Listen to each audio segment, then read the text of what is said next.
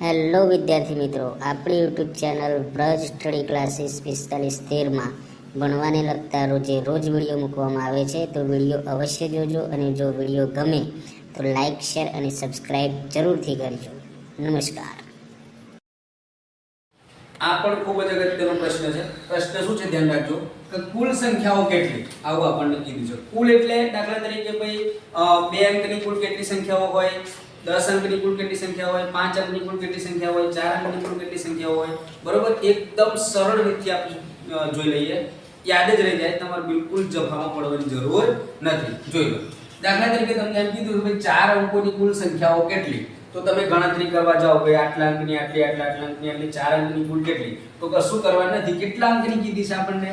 4 અંકની. બરોબર, તો આપણે પહેલું કામ શું કરી દેવાનું, જેટલા અંકની કીધી હોય એનાથી એક ઓછું મીંડું લગાડી દેવાનું. તો 1 2 3, 4 અંકની કીધી હોય તો 3 મીંડા, 5 અંકની કીધી હોય તો 4 મીંડા, 6 અંકની કીધી હોય તો 5 મીંડા, 7 અંકની કીધી હોય તો 6 મીંડા. જેટલા અંકની કીધી હોય એનાથી એક ઓછું, એટલે એક ઓછું મીંડું લગાડી દેવાના. બરોબર, દાખલા તરીકે જો 4 અંકની છે તો મેં 3 મીંડા લગાડી દીધા અને એની આગળ આપણે 9 લગાડી દેવાના. એટલે 4 અંકની કુલ 9000 સંખ્યાઓ છે.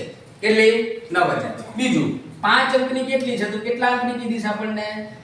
5. તો 4 મીંડા લગાડી દેવાના, 1 2 3 અને 4, અને એની આગળ આપણે 9 લગાડી દેવાના. એટલે 9000 ટોટલ સંખ્યાઓ 5 અંકની છે.